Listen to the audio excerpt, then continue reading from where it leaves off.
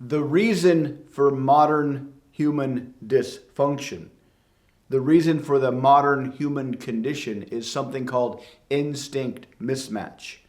We have instincts that were calibrated in a time and environment that was much different than the one in which we live today. Back in those days, whoever was the most obediently following their instincts, whoever had the strongest instincts would have the most likelihood of getting into the top 20% of society and replicating.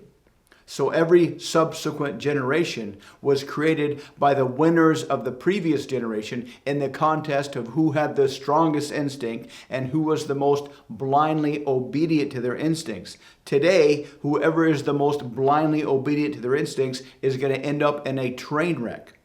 Hunger is the easiest example. Back in the day, if you were super hungry, if you had the strongest hunger instinct in the world, in your tribe, and you blindly obeyed your hunger instinct, you'd be compelled to hunt all the time, which means you would be the most productive. And because you were the most productive, you would provide the most calories for other people, and you would get up into the top echelon of society because of that, because you would get the most respect and admiration from your tribal peers. But if you're a blind slave to your hunger today, it will turn you into a mess of globby goop that can't achieve anything. All of our instincts are like this. For example, back in the day, if you had the strongest externalizing instinct, if you blamed the world for your failures, this would make you very angry at the world, which would give you anger energy, which would make you the best hunter ever. But today, if every time you fail, you blame the world, that's going to cause you to have a lot of problems having any kind of success whatsoever. If you immediately blame the world for any shortcoming, you're not even going to keep a job for very long. But back in the day, if you blame the world for every shortcoming, that would maintain the integrity of your ego. And that would make you angry at the world, which would give you energy to attack the world and eat the world and be the most productive. This is in everybody's head. We all have these instinctive drives that compel us to do things. But if we do the things that our instincts are compelling us to do, we end up in a lot of dysfunctional situations. This is the human condition. And when you understand this, it's a lot easier to understand other people's behavior. Nobody's broken.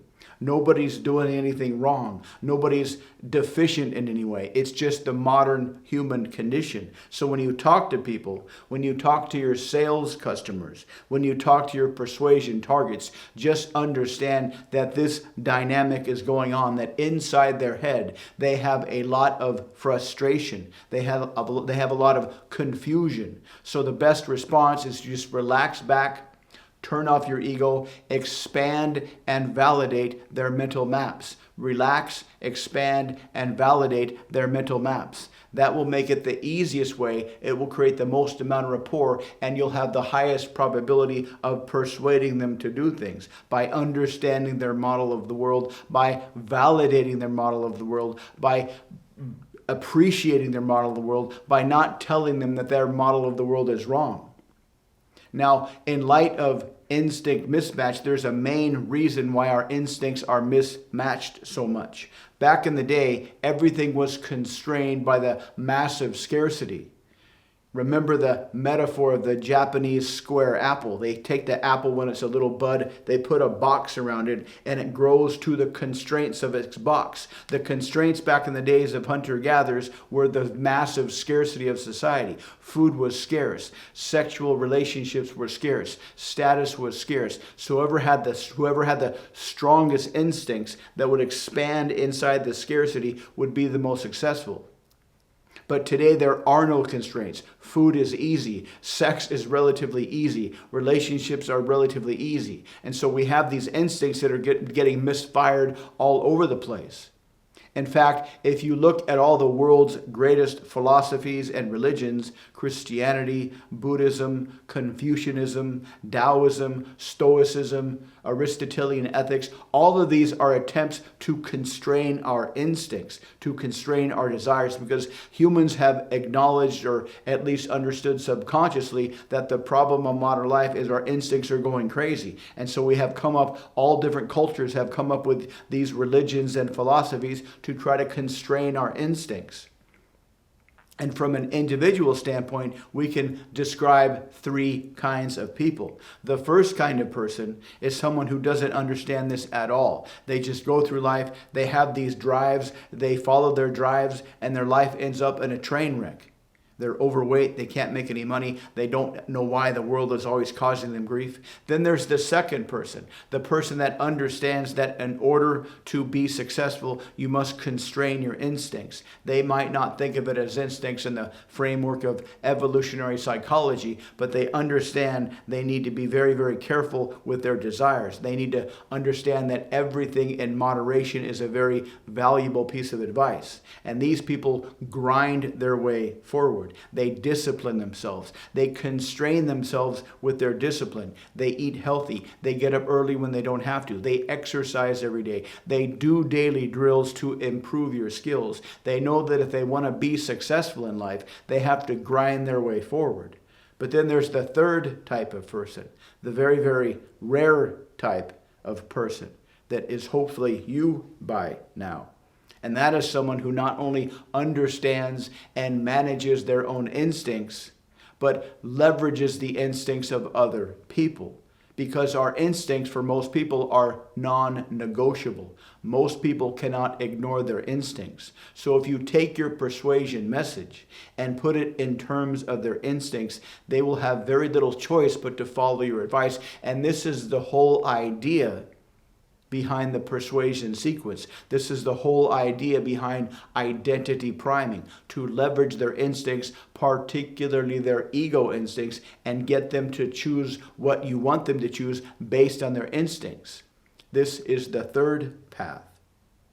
Now, there's another idea that's a little bit deeper, and when you're talking to your customers, when you're talking to your persuasion targets, you can kind of get an idea of who they are based on how they answer the questions, whether they're type 2 person or a type 1 person.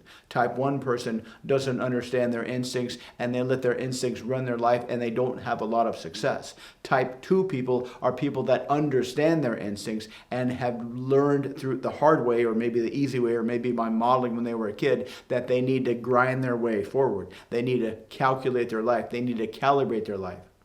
And these are the people that have learned to measure their success by their external accomplishments, by what they achieve with other people, by the quality of their relationships, by the quality of their income, by the quality of the work they do when they go to work every day, by the quality of their career. These people, when answering questions about what's your best decision you've ever made, what's your biggest success, what are some of the things you're most proud of, they will have some real tangible evidence, and they will love talking about their real tangible evidence. They will love talking about all of the great decisions they've made. They will love talking about their greatest successes, and you can see the dopamine on their face, that dopamine that says on an instinctive level, do more, do something, take action to get more dopamine. And these people are the easiest people to persuade. These people are the easiest to sell things to, because you can get them fired up very easily because they have a whole lot of memories of real world successes. Now, the other person that you'll talk to, that you'll try to sell things to, that you'll try to persuade, they don't have a lot of real world success. But remember, they have the ego instinct, the two-sided ego instinct. The one side that says, I am the best in the world. I am a top 20% person. What I do is better than 80% of people. But they don't have any real world evidence of that. So they have a very powerful ego reframing skill, that they reframe whatever happens in the world to validate this ego belief, even though the only thing that happens in the world is they sit at home all day and watch Netflix. So when you ask these people, tell me about your successes, tell me about the biggest decisions you've ever made, they won't really have any tangible answers. So they'll kind of give these kind of vague answers that sort of sound like they're skirting the issue and they're not directly answering the question. These people are a little bit hard to sell to because it's hard to find experiences in their mind that will give them that dopamine rush. Instead, they find experiences that are mostly based on cope and self-deception.